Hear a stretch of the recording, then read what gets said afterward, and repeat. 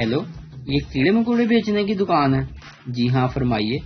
فوراً 500 مختلف قسم کے کیڑے مکوڑے میرے گھر پہنچا دیجیے۔ لیکن آپ ان کا کریں گے کیا؟ دکاندار بولا۔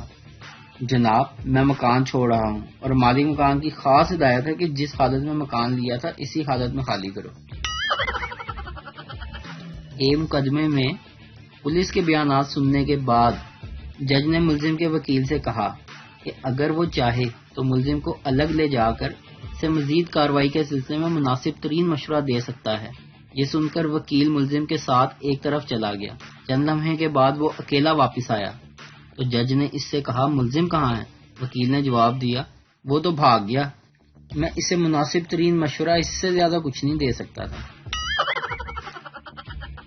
ایک شخص نے چوری کی سزا کا فیصلہ سنتے ہی فریاد کی، دہائی ہے سرکار، یہ کہاں کا انصاف ہے کہ چوری تو میرا دایاں ہاتھ کرے جیسا کہ ثابت ہو چکا ہے، اور قید میں مجھے پورے کے پورے کو ڈالا جائے۔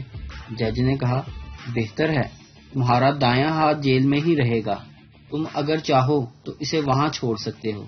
یہ سنتے ہی مجرم نے اپنا لکڑی کا ہاتھ الگ کر کے جج کی میز پر رکھا اور چلا گیا۔